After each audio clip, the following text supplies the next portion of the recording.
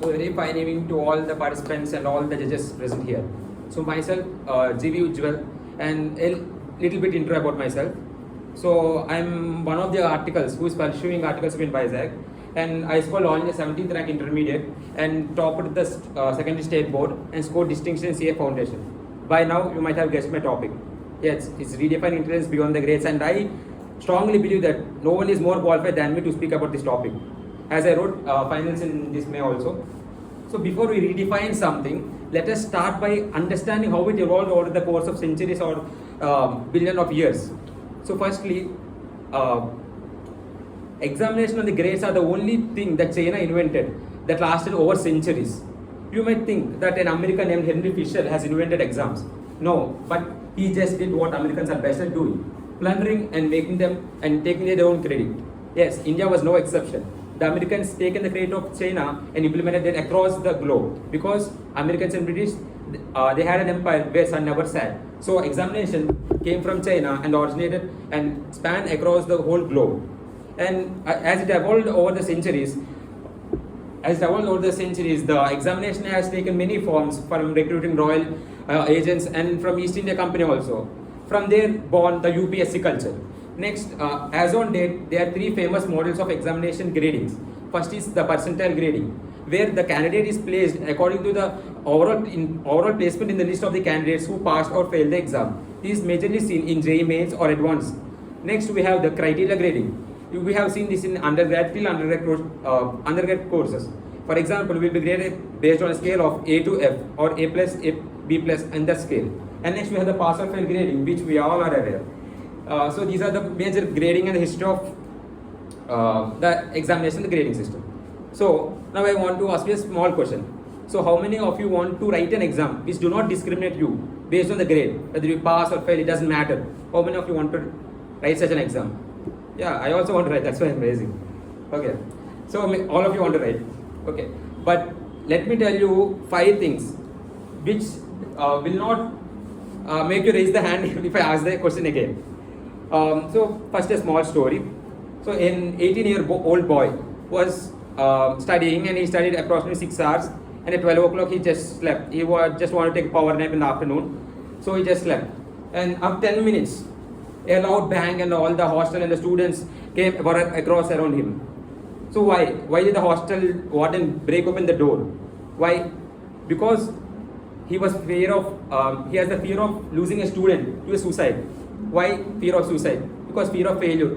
Why fear of failure? Because fear of grading. So this is not a hoax story that I cooked up for my topic. This real life example. This video of it went viral on Instagram. Of course, it was taken down. But still, you could find an article on Times of India. If anyone can ping me, I will share that article for your knowledge purpose only. So I will give you 5 reasons why exams and grading are bad. The first one is neuron differentiation. So as I told you, as everyone aware of the name Nick Vujicic, the man with no limbs who motivated many persons than I did, and that everyone did in this room. So imagine me playing arm wrestling match with him. Of course, who would win? You only win. This is an obvious question, because a man with hands can win against a man without hands in an arm wrestling match. The same happens in wrestling match also.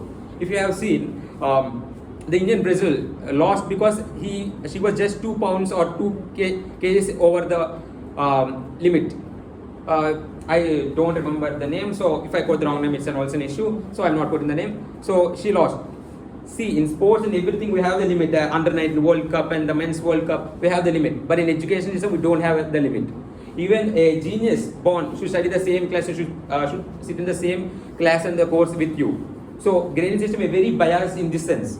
So the second one, we have the 1 or 1.5 days gap. I'll give you a practical real life example without quoting my friend's name, who has been through the exact same situation. Just put him in your shoes while I'm explaining it. So he was writing CA Inter with me. He was just a good candidate, passed foundation first attempt. While writing his audit paper in CA Inter, his father got the appendicitis operation. Yeah, his father had appendicitis operation, and he barely managed to study. He used to go to hospital and all the days. And he was very fearful. And now after writing CA finals with me in the last month, still he has that little bit of fear that the same might happen to someone while he was writing finals, which is very drastic situation.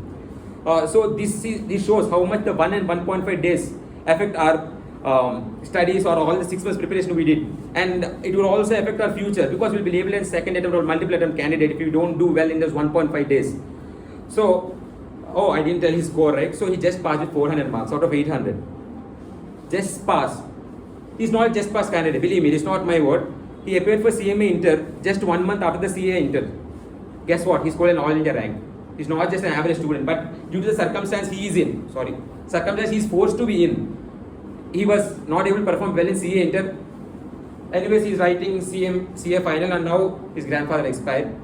I don't know how he will be writing CMA final, but this is the truth, and you can know me if you know me well, you will be knowing him also well. But this is a real life example. So this is the second point, that 1 and 1.5 days gap which we are not using perfectly. Because like many faculties will be saying, like, mark the last day revision questions, very important questions, expected questions, do these. Why? Because they know the value of these 1.5 days that marks are grading. So moving to the third one, it's the extracurricular activities. So this is the age-old argument against the grades. So the extracurricular activities like intrapersonal skills, interpersonal skills, the linguistic skills, logistics, logical reasoning, these all are not marked by marks, but they are marked in your interviews, they are marked in your communication with the clients, they are marked in your communication with the bosses, everything. They are marked everywhere except in your marks. But still, we don't improve our communication skills and all the interpersonal skills and all the skills that I mentioned. So this is the third point, which are not marked by words and marked by marks. So marks are a bad thing as of now. And the fourth thing is, marks mark memory, not memories. This is a great saying by some great person. I happen to be that person. So marks mark memory.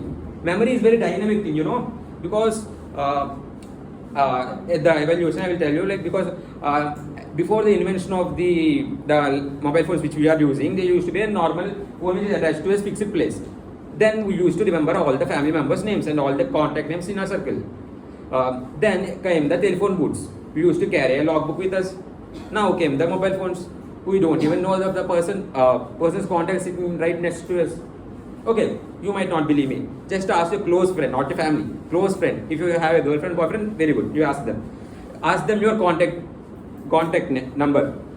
Okay, if they tell you are lucky, happy married life. Okay. So that's how the memory is playing a major role. Like the memory is degrading. The memory capacity we are using is very degrading. And also the memory we are using to store the data is also very degrading and very diminishing in value.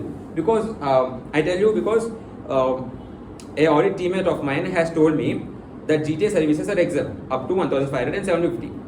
Okay, as I told, I studied the whole exemptions which are covered in CA file. I studied every topic. This is one advantage of studying whole syllabus, because I faintly remember studying it. I don't even remember studying it, because if it was there, I would have studied for my final. But I didn't study. But I faintly remember it. 1,500, I have studied somewhere.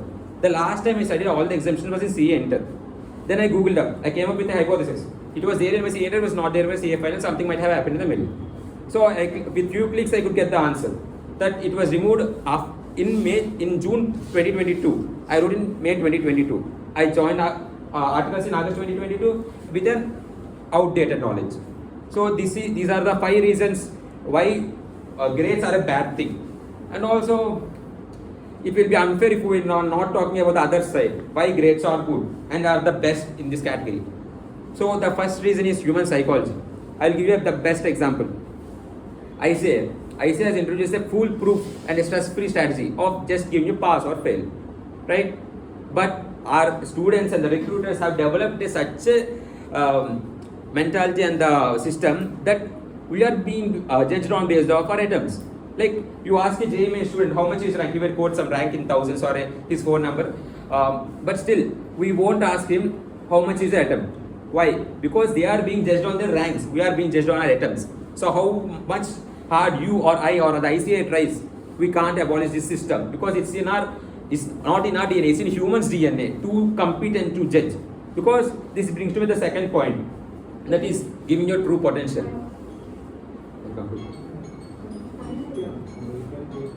Yeah. Yeah. So this brings me the second point, the human psychology. If you say like, what is it to win, to succeed in life? Is it passing the exams, passing the interview, or getting good CTC, being happily married, or having happy children, or driving your dream car? No, none of it matters. Because if I stop you in your dream car for 5 minutes in a traffic, you still be shouting at me and being frustrated. Why? Because you are still in your dream car. Give you 5 more minutes to stay in your dream car, yet you will be shouting at me. So this is the actual fact. Like all the material things, all the human beings will be driving us towards, like the examination is a success, the 10th class is a success. You might have heard this, 10th is success, just do 10. After inter, everything is set. After CA, everything is set. No, that's where life starts. So yeah, human psychology, that's what success is defined as. Just the grades, the pass or fail, the 690 or 500 above for 800. That's what success is defined. But for me, the success is giving 100% at what I'm doing. This electrician competition, this exams, this work, this interview, everything. Giving 100% is a true success. And what helps us measure it? The failure. You may have seen many people glorifying failure. Failure is a stepping stone to success. Failure is the first step. You are not trying if you are not failing. Many people glorify. You may see them as lazy jacks, but they are the true persons who know the value of life. Because when you try, then when you fail, you will know. That's the 100% you will give with this mortal body, and this is the time you have been left in this world. So failure is a true measure of success, and what helps the failure is grading. Grading helps the failure. So, एक minute.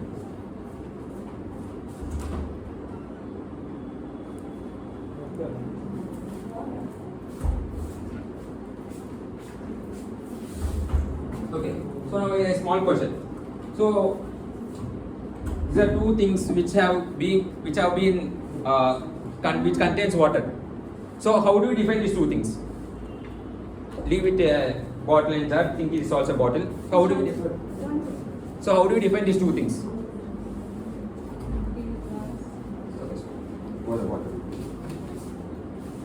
Okay, so the number both are half filled with water, so it can't be present with the knowledge. So okay. So how do you define these two things? That's what's half filled with water. This is a 1 liter one, this is a 100 ml one. That's the only differentiation you can make. 100 ml one and the 1 liter one. So you're measuring the quantity of water by using a measure known as liters. That's the same thing happening in exams. Intelligence is being measured by grades. We can't measure something like he's very good student. How much is very good? Is it 600? Is it 700? Is it 800? How much is that? So everything in costing, we do costing in CA inter, CA final, CMA inter, CMA final. What is that based on? Unit of measure.